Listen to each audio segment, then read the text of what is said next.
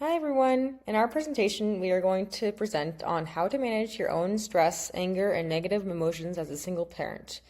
My name is Kendall, and my partners are Teresa, Emma, and Ilse.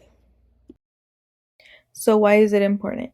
First, it is important to have a better understanding of one's own emotions. Being a parent means handling emotions every day from stress to love all at once. Becoming more aware of your emotions can help improve your ability to cope with stress and give you a greater sense of control. When parents better understand their emotional responses, they are often able to communicate more effectively and feel more confident in their parenting. Second, managing these negative emotions helps to recognize unresolved triggers and traumas. Sometimes a child's behavior may unintentionally remind a parent of difficult experiences that they had growing up and cause a strong emotional reaction. This self awareness can help parents separate past experiences from present situations, allowing parents to respond in ways that better match what their child needs in the moment. Lastly, it models and teaches your children better coping skills. Children learn how to manage emotions by watching how adults around them cope. When parents model calming down and expressing feelings in healthy ways, children begin learning those same skills. This doesn't mean being perfect, but showing that all emotions are normal and can be managed in healthy ways.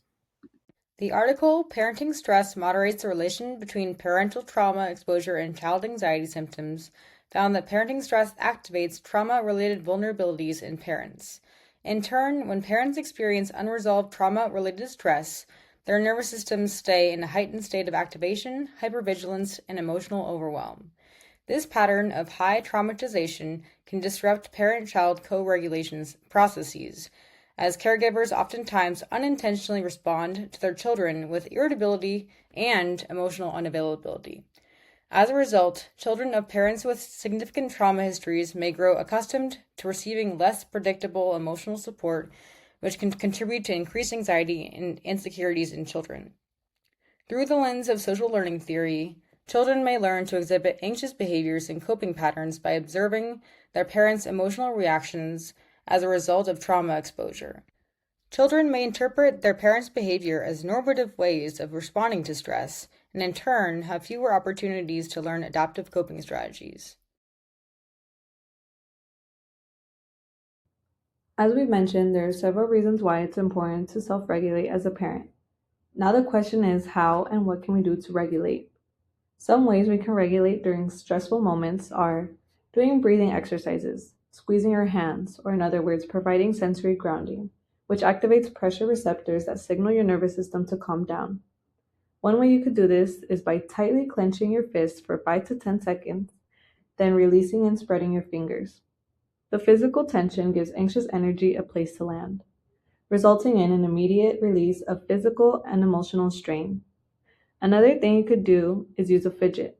A fidget is a small object manipulated to help relieve stress. For example, you may hold a stress ball, fidget putty, or clay and squeeze it repeatedly to release tension. By doing this, you will be grounding yourself in the present moment.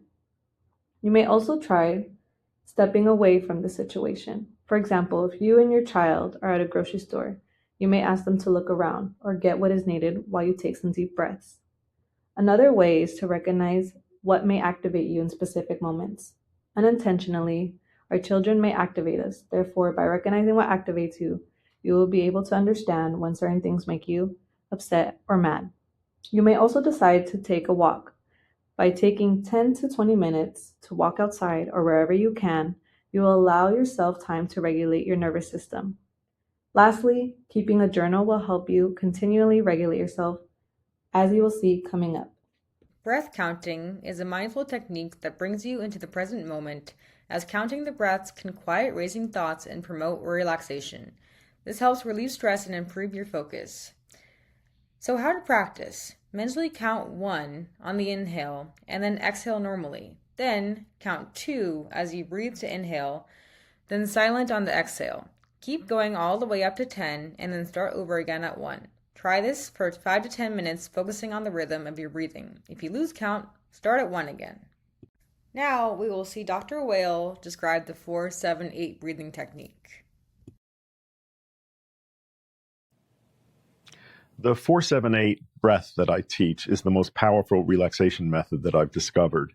It's very simple, requires no equipment, takes very little time, costs nothing. And it is a practice. It's something that you have to do regularly. So in this technique, you breathe in through your nose quietly to a count of 4, hold your breath for a count of 7, and then blow air out through your mouth audibly and forcefully. And you do this for a total of 4 breath cycles.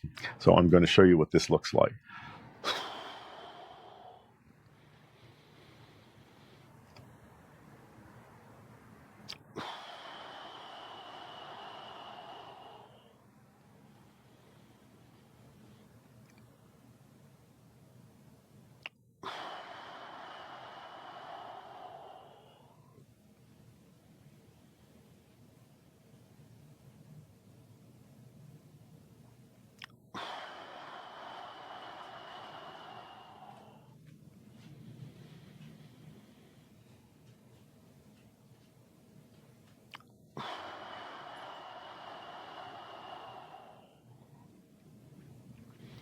And that's all. It's a bit hard for me to come back and talk to you after I do that because this produces a very pleasant altered state of consciousness that I'd rather stay in. You may not get that the first time you try it, but it's a reward of practicing this. And this is a practice. You must do this at least twice a day. So that 4 breath cycles at least twice a day. After a month, if you're comfortable with it, you can increase to 8 breath cycles each time you do it. But that's the absolute maximum. You can do it more frequently than twice a day, but never more than 4 or 8 breath cycles at one time. It may take 4 to 6 weeks before you notice physiological changes from this. But over time, practicing this will lower heart rate, lower blood pressure, improve digestion, improve circulation. It promotes sleep if you get up in the middle of the night for any reason. It is the most effective anti-anxiety technique that I've found. I've taught it to patients with the most extreme forms of panic disorder who eventually brought that under control just relying on this breathing technique. So please practice it, do it regularly, and I think you'll be very pleased with the results. Journaling provides an opportunity for self-reflection and self-awareness.